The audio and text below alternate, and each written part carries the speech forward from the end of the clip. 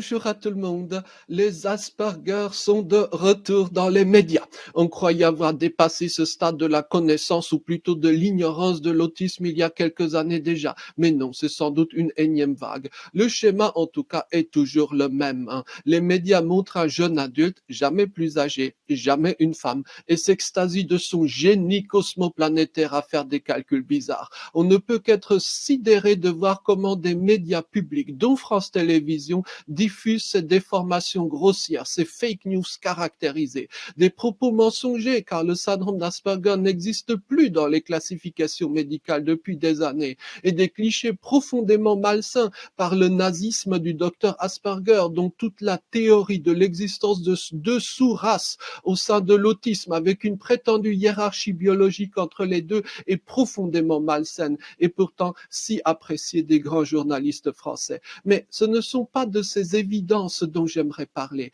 Il se trouve que j'ai été directement mêlé à ces questions. J'ai personnellement connu, et je suis sans doute le seul, hein, les principales figures de cette aspergerolatrie en France.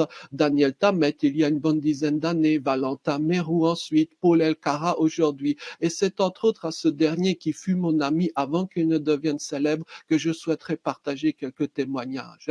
L'aspergerolatrie en tant que glorification d'un prétendu génie stratosphérique des Asperger par opposition aux autres autistes est factuellement fausse, mais surtout rend tout le combat pour l'inclusion vicié. Les familles ne s'y retrouvent pas, l'immense majorité des personnes autistes encore moins, car quand on connaît la vraie vie des gens, on voit, on sait que cela n'a rien à voir avec l'image médiatique. Pire encore, le culte médiatique des Asperger cache souvent de très fortes pressions de l'entourage. Par exemple, des éditeurs en quête d'argent qui poussent leurs champions du moment à toujours plus de sensationnalisme, quitte à rendre des autobiographies à succès mensongères de A à Z. Puis il y a l'appât de l'argent. Face à la perspective de gagner en un claquement de doigts des sommes à 6 ou 7 chiffres qui ne flancheraient pas, les politiciens de leur côté adorent aussi les Asperger pour une raison simple. Comme ils sont censés ne s'occuper que de leurs maraudes bizarres, ils sont excellents pour la photo en tant que caution muette de toutes les combines politiques imaginables. L'Asperger star pour un politique, c'est l'équivalent de la majorette